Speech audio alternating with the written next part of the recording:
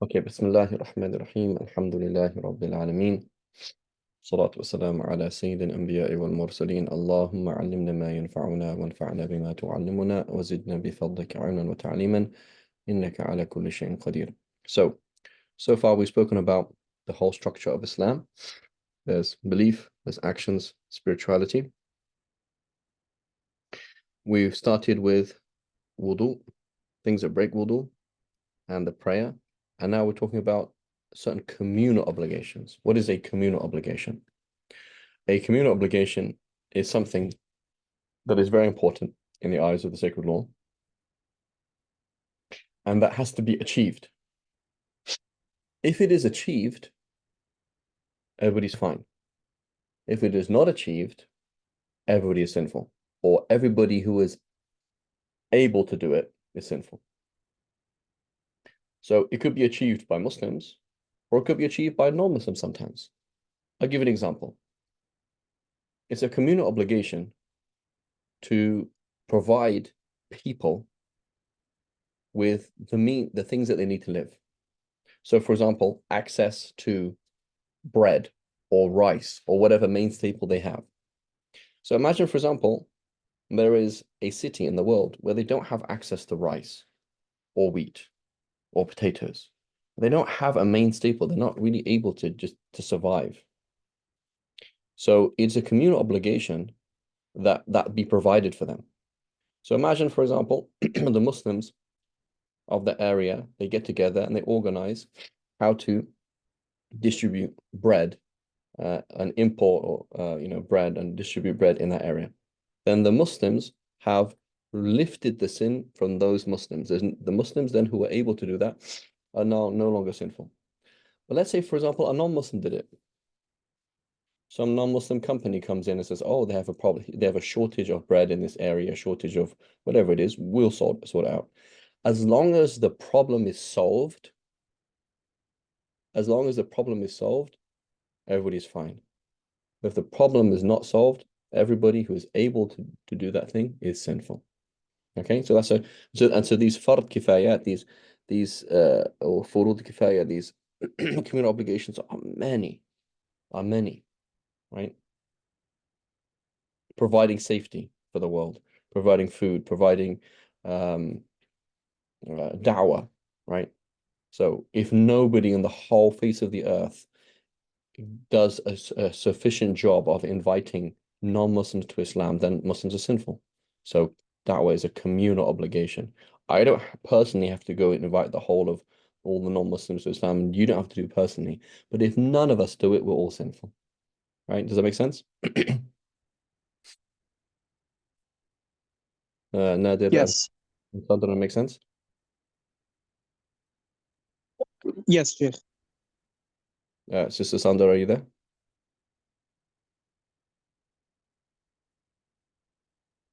Okay. And so Yes, thank you. So this is extremely important because what does it mean? It means it's very rare that somebody does a job that is not fulfilling a communal obligation, right? It's very rare, right? Let's say, for example, my job, right? I teach at a school. If nobody taught kids, what would happen to society? Society would fall apart, right? Without education, society would fall apart. So this is super important. So I'm going to work. My intention is to provide for my family, which is an obligation. My intention is to encourage people to do good. My intention is to fulfill a communal obligation. My intention is to fulfill my personal obligation to the organization that has a contract with me, so that I have to fulfill that, and many other intentions. Right? You work in some, I don't know, you're managing project manager for some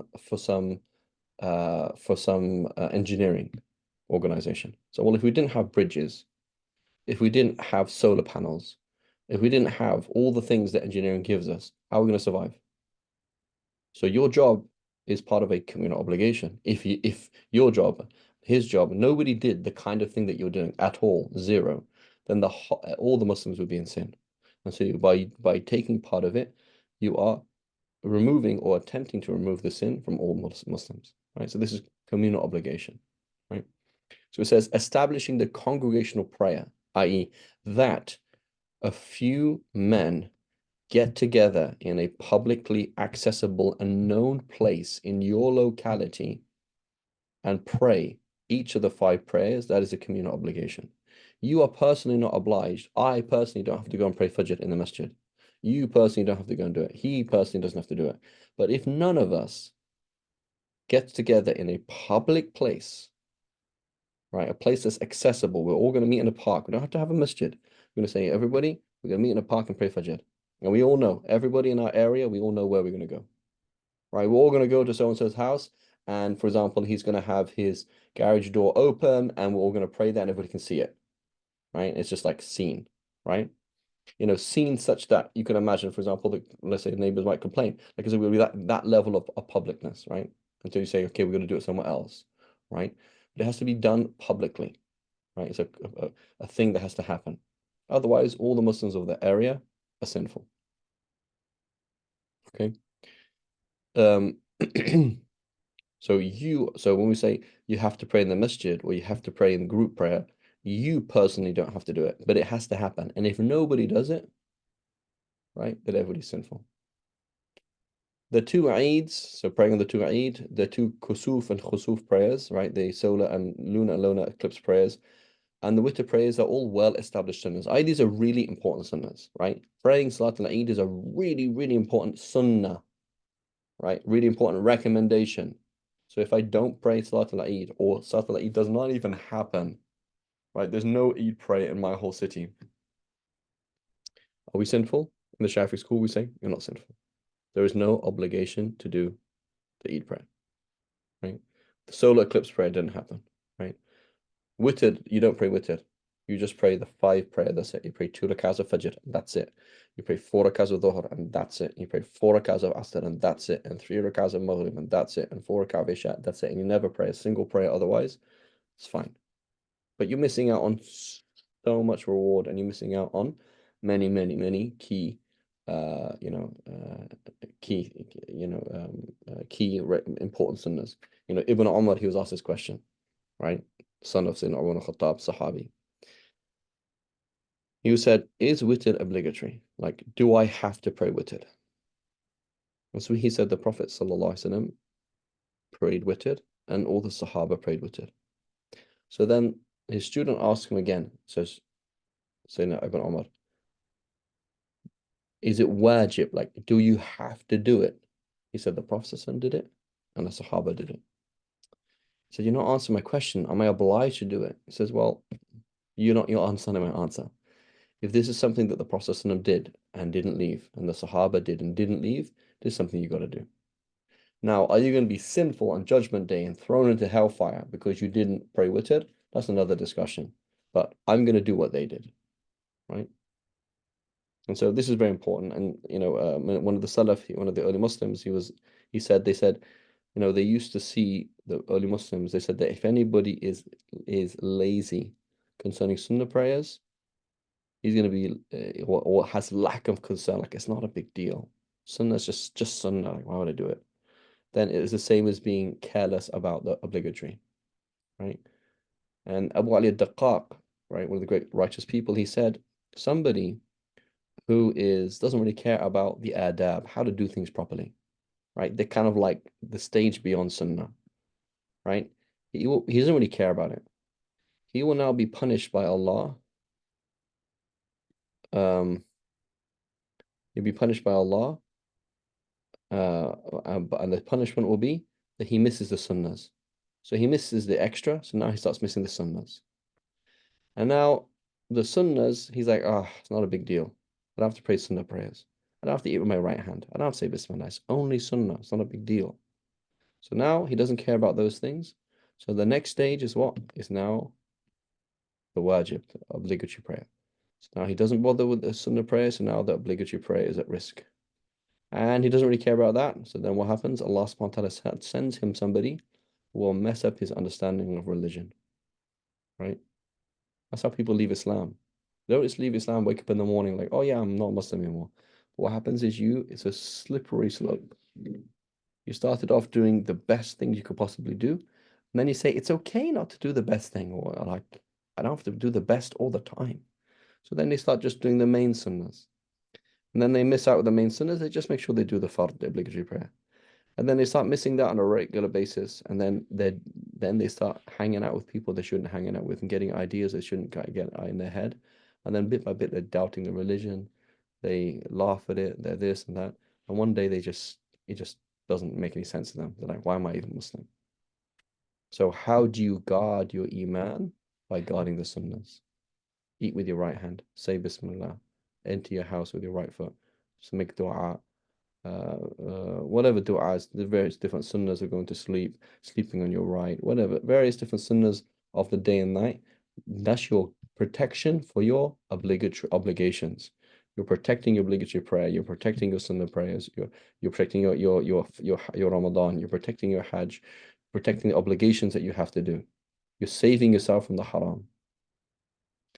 And now, if you just start playing with that, well, I pray most of the time, and I accept for myself that I do haram, for example, I cuss, and it just doesn't matter. I swear it doesn't matter. It's like it's not a problem. It's just how I am, right? Don't wear hijab. That's just how I am. I have a girlfriend. That's just how I am. I drink now and then. That's just how I am. I just accept it for myself. Now, when you start doing that, you're saying, "Oh Allah, I dare you to take my iman away from me." That's a very, very, very scary thing to say to Allah subhanahu wa ta'ala. Oh Allah, you've told me to do certain things, and I'm willingly and stubbornly persisting in doing those things, in not doing the things you've asked me to do, and in doing the things that you have told me not to do. And when you get to that stage, it's very dangerous. When you get to that stage, it's very dangerous. And so we need to be in the situation where the fight is between sunnah and not sunnah. That's what we need to be. Where you're fighting to do the sunnah. Okay?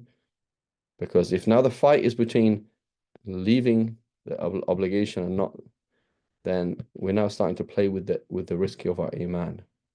And when you start playing with your iman, that's very, very, very concerning. Because if you meet Allah subhanahu wa ta'ala, having had known what Islam is, you will explain to you, I understood what it was. I understood very well what it was. And having had rejected it, Allah subhanahu wa ta'ala said, I gave you a blessing and I promised you paradise, and you threw it away. And you say, but Allah saying, no, there's no buts on Judgment Day. I gave you the choice. You said no. So that person then will enter hell. And when will they come out of hell? They will not come out of hell. And they will say, oh no, I wish I could go back. And say, yes, I wish I could go back, but you can't. And so this is where you have to be very, very careful. When you start missing sunnahs regularly, that's very scary, because the next thing is you're going to start missing the fard, the obligatory prayer, regularly. When you start missing sunnahs of the day and the night, what to do, what not to do, say soon I'm going to start doing sin, and that's going to be an issue. And when you start sinning regularly, you can bet your bet on bottom dollar, your iman is the next target. Your very essence of your faith is the next target. So you have to fight day and night to push the battleground, push the frontier, right? You're trying to push it away from, right? It's like your iman is your king, right? In chess, right? You don't want to be in checkmate. So I can deal with a few pawns dying here and there, but I can't deal with the fact that all of my pawns are dead, right? And now my knight's dead, and now my castle's dead, and it's like, oh my God, when is it going to be checkmate? Right? We can't be in that situation. You have to be in a situation where the battleground is between the pawns, right? You're missing a sunnah here and there. That's where we're dealing. But not missing an obligation regularly, and not falling into sin and just stubbornly persisting in it. Yes, you say something you shouldn't say, astaghfirullah, you apologize to the person you said it to, and you make tawbah to Allah and never go back to it. Or at least try your best never to go back to it. That happens. But just accepting, I accept from myself that I don't do the sunnahs. I accept for myself that I persist in the haram. I accept for myself that I know what is right, but I don't do it. That's not acceptable. That's a very, very dangerous relationship with Allah subhanahu wa ta'ala. Okay, so the text is talking about specifics, but it's not really talking about specifics, it's talking about a way of living, right? A way of living. Excuse me. Duha is the 2 or 4 or 6 or 8 rakahs in the morning that you pray sometime after the sun is well up. So the sun rises and the sun goes well up, right? 10, 15, 20 minutes after sunrise until noon, until the sun is at its peak, right? That's called duha, right? And then there's tarawih, which is 20 rakahs. 20 rakahs as sunnahs, and they bring great blessing and reward. Okay, so that's just the summary there, but the prayer is extremely important, right? Prayer is our daily exercise of connecting with Allah subhanahu wa ta'ala. Nadir, are you back?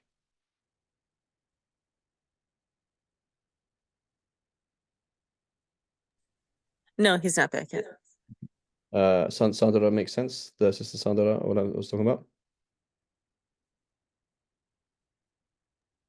Yes, everything makes sense. Okay, great. Okay, let's go on to now the next section, which is fasting.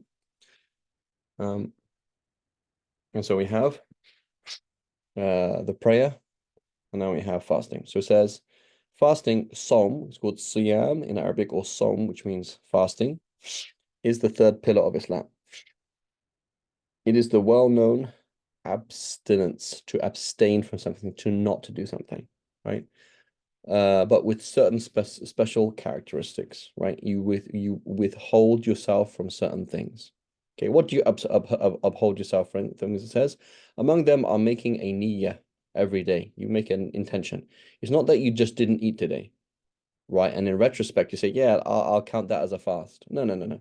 Is that you actively and intentionally decided before dawn, before Fajr comes in, that I am going to not eat and drink, etc., until sunset, right? As an act of worship, be it a sunnah fast like you do on Mondays and Thursdays or any other day of the week, right? Or be it a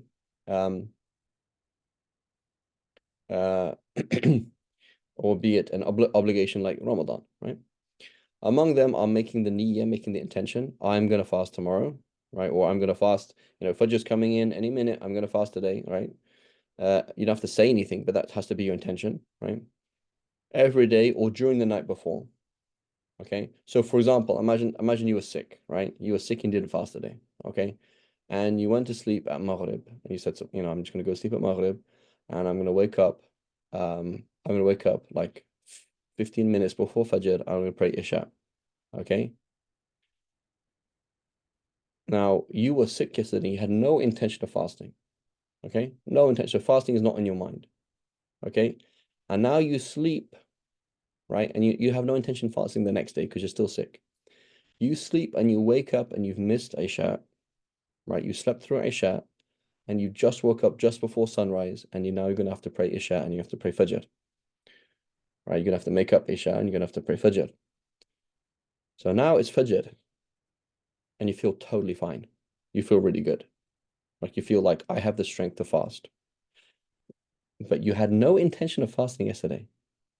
So you did not end up making your intention to fast before the fast began. So what do we say? We say you have to not eat and drink today because you are able to fast. But this doesn't count as your ritual fast because you didn't make a ritual intention that, okay, I'm going to fast tomorrow. You didn't do that. At that time, you had no intention of fasting the next day anyway. Okay, so if you don't intend to fast before dawn comes in, the fast doesn't count as a ritual fast. You're not allowed to eat, you're not allowed to drink. But then when Ramadan is over, you're gonna have to make that up sometime in the future, right? With that, and do it the proper way. That okay, it's now whatever date it is. Tomorrow I'm gonna do a fast of Ramadan, right? And abandoning all things which break the fast, including food, drink, sexual intercourse, masturbation, and self-induced vomiting, right? And so these are all things that, so if you including intentionally eating, right? So if you forgetfully ate, which can happen, like, the first few days of Ramadan, you forget, or forgetfully drink, right? Or you do some of these things not knowing. Let's say, for example, you're a new Muslim, right? You're a new Muslim, and somebody says fast tomorrow, and you're like, okay, don't eat. And they're like, no, you can't drink. They're like, oh, I can't drink for the whole day? Whoa, that's hardcore. You're like, yeah, you can't drink. Like, really? I didn't know that. So before you found out that you can't drink, does drinking break your fast? The answer is no.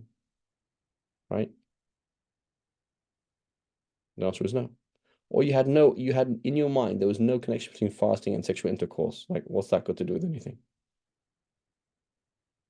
What's that got to do with anything? So, like, you had no idea. It's like, well, you haven't read the Quran, you haven't studied it. No, I didn't know. Right? And so, which case, if you had honestly no idea, right, it doesn't break the fast, right? But not knowing, for example, that drinking breaks the fast, that's only an excuse for somebody who's, new Muslim or something like that. Otherwise, like, how could you not know that? Right? As I say, a Muslim growing up in a Muslim country, or even a Christian growing up in a Muslim country, they would all know, yeah, Muslims can't eat and drink, you know.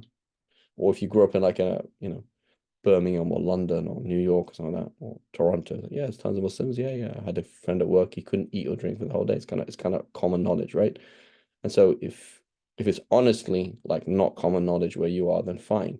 But otherwise, if let's say a Muslim made that claim, oh, I didn't know you couldn't eat or drink in Ramadan, like that's not a normal thing to assume, right? And then just note on masturbation. Masturbation is not permissible, right? So the only way that a Muslim is allowed to be sexually stimulated is through their spouse. So they cannot look at something that is sexually stimulating.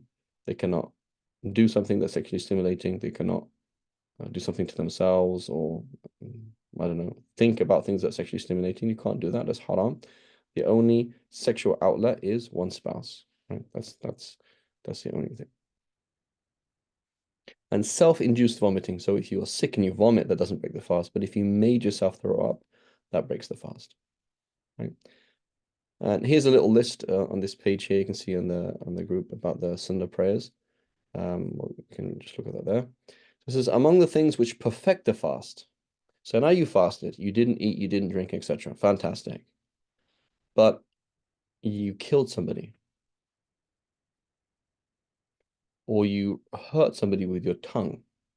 You said something really, really harsh to somebody, or you stole, or you spent the day watching television looking at things you shouldn't look at. Is that a fast? The answer is not a fast. So if you willingly do a sin like that while you're fasting, the fasting counts, meaning you don't have to repeat the fast, but you don't get the reward. You don't get the reward, right? So somebody, for example, walking down the street during Ramadan, a woman walks past, they look, and then they look again. Whoops, shouldn't have done that. That breaks the reward of the fast. So their fast counts, but they don't get the reward. So they have to fast from the haram with their eyes, with their tongue, with their hands, with their feet, right? Otherwise, you break the fast. It's been said in a hadith that 5 things nullify the act of fasting: lies, backbiting, slander, false oaths, and looking with desire, right? And it's worth noting that while you're fasting, you can't even look with the desire at somebody, at your spouse. So normally, obviously, you can look at your spouse with the desire. But while you're fasting between Fajr and Maghrib, you can't do that, right? So looking with desire, usually the context here, looking at somebody who's not halal for you to look at, right? But it's a real thing. Like fasting is a real thing. It means abstaining from what is wrong. You're really cutting yourself off the dunya, cutting yourself off the haram, right? And so it's a really bad idea for somebody to be on their phone or somebody to be in front of the TV while they're fasting. Because what do you see on TV and what do you see on your phone? So among the things which perfect the fast are hastening to break the fast with halal food, right? So one of the early Shafi'i scholars, he said, it's sunnah when you break your fast to get fresh, uncured dates, non-dried dates. And then if you can't find them, you should get dates, right? And if you can't find those, you should have something that's naturally sweet, like an apple, like a banana. And if you can't find that, then something that is what's it called? That is sweetened, like a cake, like a chocolate bar or something like that. And if you can't find that, then break your fast with water, right? That's the normal structure, right? Fresh dates, then naturally sweet, then sweetened, then water. That's the normal default of like, that's the best thing to break your fast on. He says, but that's in those days, right? So this scholar is talking, I don't know, almost 1,000 years ago. He said, that's in those days. Back in those days, it was sunnah. Nowadays, when the haram is everywhere, right? You go to the masjid, and the guy, what did he do? Is he bought the food with a credit card. So this food is, even it's halal for you to eat, right? It's halal for you to eat, but it's mixed with what? It's mixed with interest, right? It's like halal food flavored with interest, right? There's no barakah in it, right? And this person, his income isn't halal, and this person this, and so the existence of things that taint the barakah of the food are many. So it says, in these days, what should you do? You should go down to the river and drink from the river, because at least that's 100% halal, 100% halal, right? So again, he's speaking in hyperbole, talking about being super careful, right? The default, everything is halal, right? We don't have to become OCD. But in terms of the most barakah, right? And the most barakah, it's hard to find, right? To find truly like, good and wholesome, food that is made by righteous people. There's nothing dubious about it, etc. Right? So we should try one's best to do that.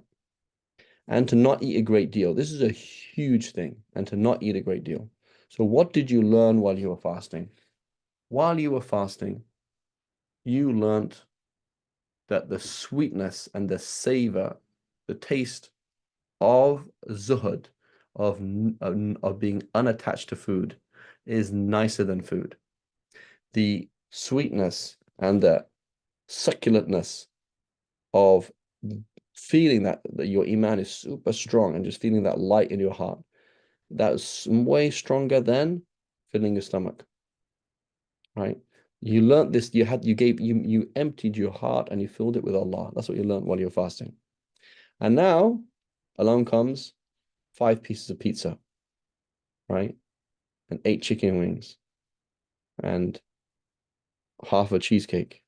And what did you learn? The lesson that you've learned, you've rolled it up in your hand and threw it in the trash. Is that a clever thing to do? That is not a clever thing to do. So the lesson that you've learned is to fill your heart with Allah. Now you have to do something very difficult, because it's kind of easier when you've cut yourself off. Now you have to be with Allah in the dunya, be with Allah in the food, be with Allah in the intimacy, for example. That might be the case. For example, this person now is intimate now, right, with their spouse, but they now have to have that same light in the heart that they had when they were cut off, and they have to put it into that now, right? Because intimacy is not something bad, is it? It's something that is sacred because it's in a halal way.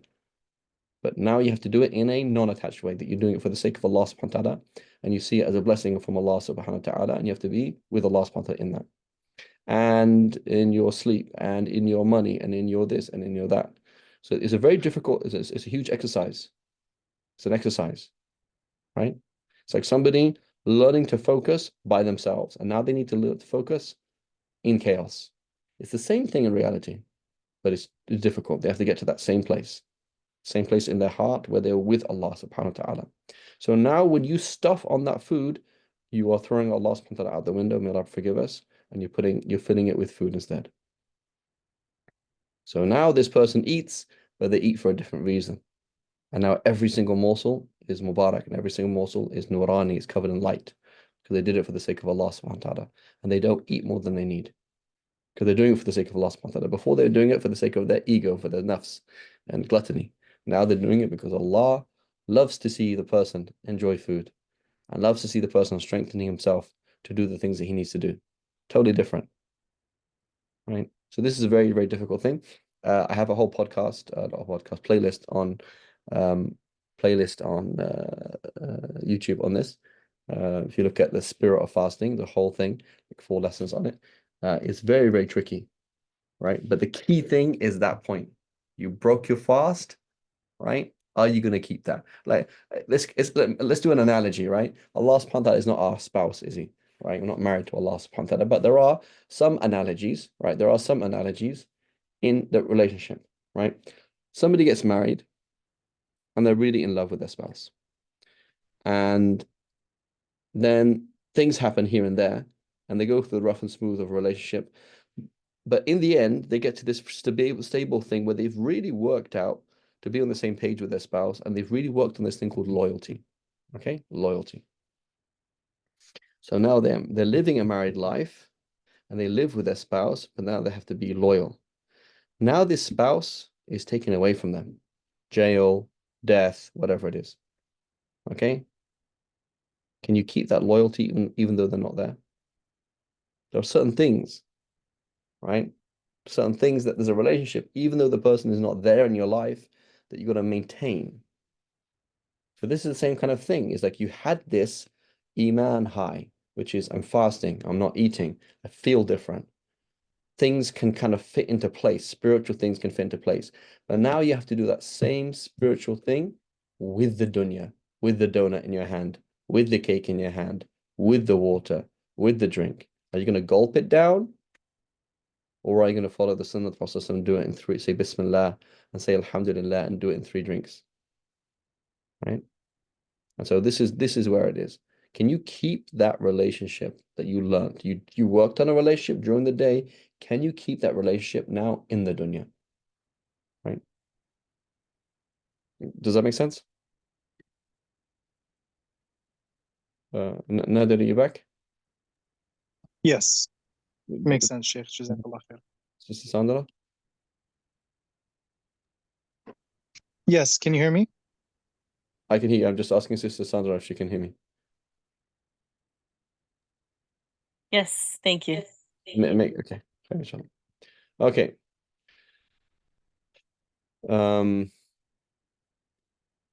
Okay, and it's good to fast often, especially the days that Islam has considered special. For example, fasting on the 10th of Muharram, on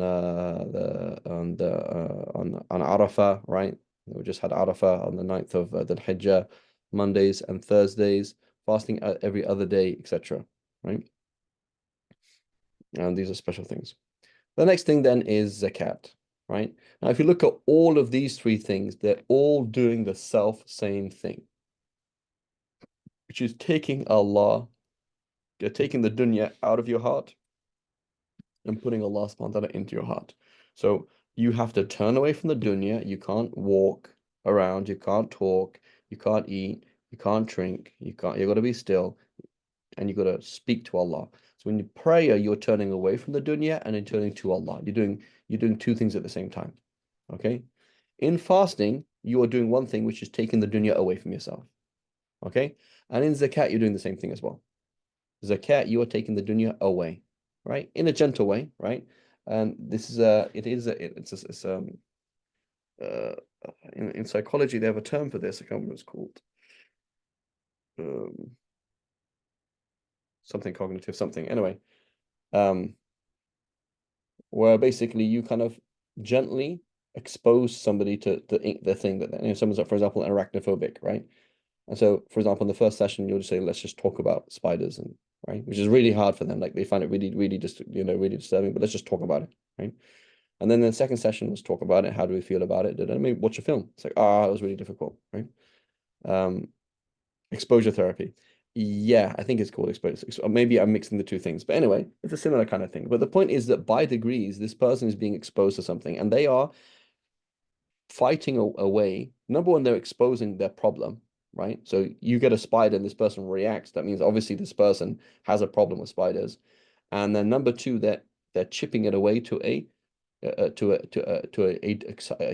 functional way. Like this person, for example, they can't leave their house because they're scared of spiders. That's a problem, right? So the same thing with zakat. What are we doing is saying we're not going to take all your money away from you, right? That's like, again, with exposure therapy, you just get a tarantula and put it on their face. Right, that's extreme. The person freaks out. You can't do that, right? In the first session or the second session, etc. But what we're doing is we're saying we're going to pinch you, okay, and we're going to expose something about you. So number 1, you give zakat. It's like, oh, you lost money and it didn't feel nice. So losing money, you didn't feel nice. Why doesn't it feel nice? Because you're attached to money. Like, I'm not attached to money. Yes, you are, because when you gave that, like, notice how when you pray, you always pray late. Right? Notice how you pray, you're not focused. That means you don't actually want to pray. right? That means you're not in love with Allah. You're in love with the dunya, okay? Same thing with zakat. It's a pinch. It's like, ow, that kind of hurt, right? I didn't really want to do that. Now you realize I have a problem, right? I love the dunya more than Allah. Okay. And number two, you're pushing it out, okay, and giving it space. So Allah subhanahu wa ta'ala doesn't need us to feed the poor. Allah subhanahu wa ta'ala doesn't need us to give all our money away. But Allah subhanahu wa ta'ala wants to teach us bit by bit to get the dunya out of our hearts and fill our hearts with Allah. So you can have all the money in the world, not a problem. And you can eat as much food as you want, not a problem. As long as the food is not in your heart, and as long as the money is not in your heart. So for the Muslim, he has the money in your hand, you're wealthy. You don't have the money in your heart. Right? And so zakat is there to do that. Take it out of your, expose the disease that you have and pull it out bit by bit. So zakat is the fourth pillar of Islam. Therefore, every Muslim must know the types of possessions in which it is compulsory. They are livestock, gold and silver, right? We don't have time to talk about this in depth. Trade goods, buried treasure, gold and silver mines, and which are main staples, muasharat, which are main staples, and certain fruits.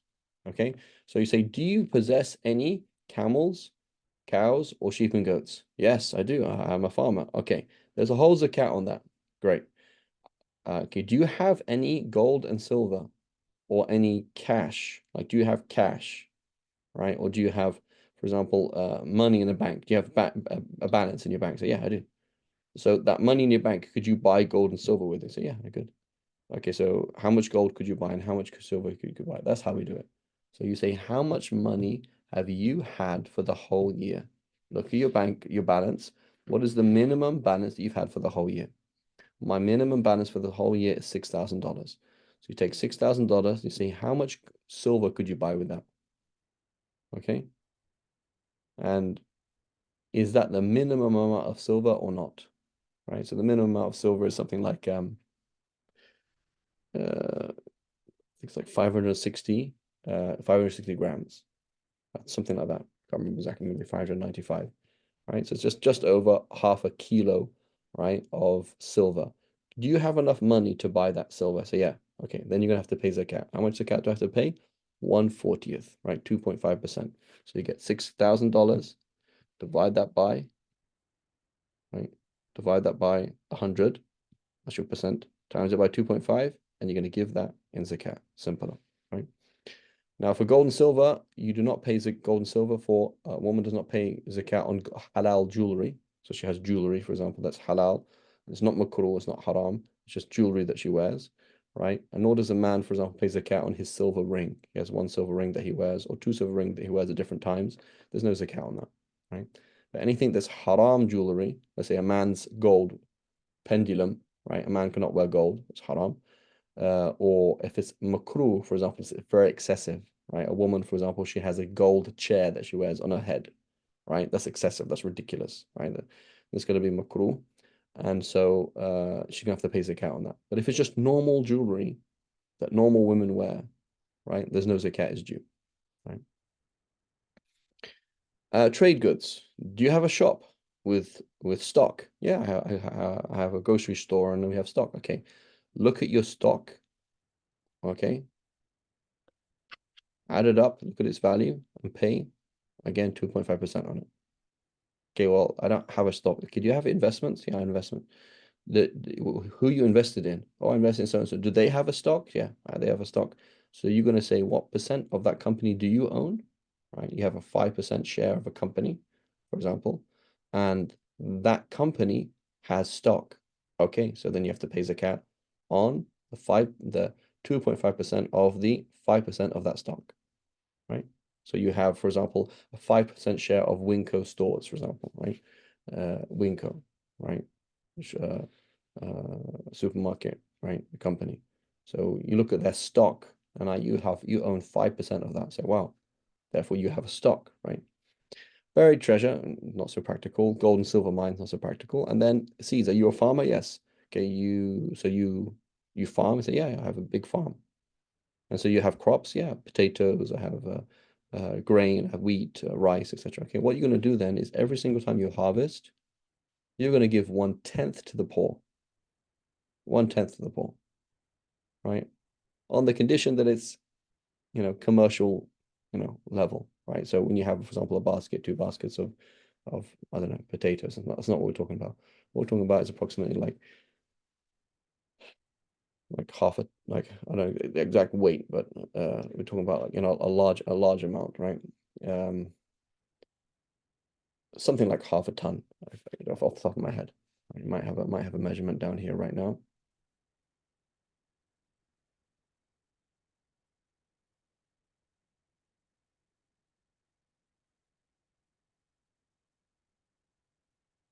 But here it mentions for crops it's approximately 18 kilo. That's not correct. Allahu alam.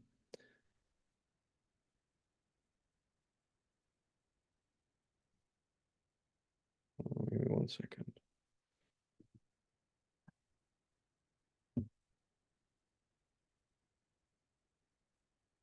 Much more than that.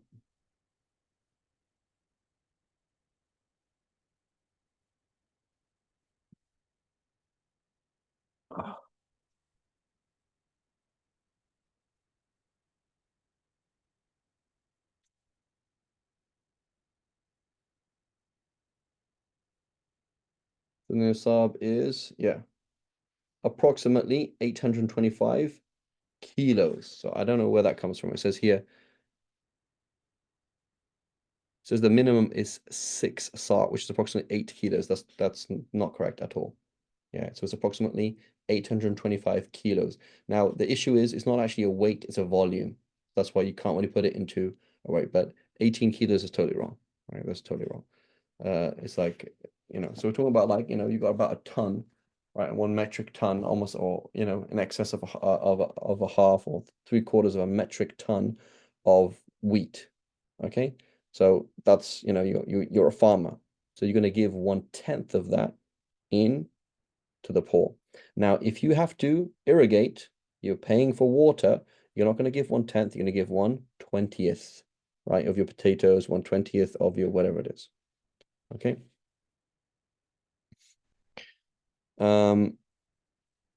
And then there's zakat on fruits, meaning specifically grapes and dates. There is no zakat on animals other than free grazing crops. So your cows, you have to feed, for example, for 3 months of the year, you buy feed for them, no zakat is due on them. Your sheep, the same thing. Your camels, the same thing. If they're working animals, right? So the idea is it's just anything that's you have. There's just open land that you take your animals on, and they eat the grass and they don't do work, and you just get all these animals. Basically, they're fed for free, effectively. Then you're going to pay zakat on them. But if they are not free grazing, that you are paying for the livestock, for the food, for example, then no zakat is due, right? No zakat is due on a house that you own, or 5 houses that you own that you did not buy to sell. So when you say trade goods, you mean I bought this to sell, right? Not I bought it and I may sell it. So I have 10 cars. Each car is worth $50,000. Do I pay zakat? No.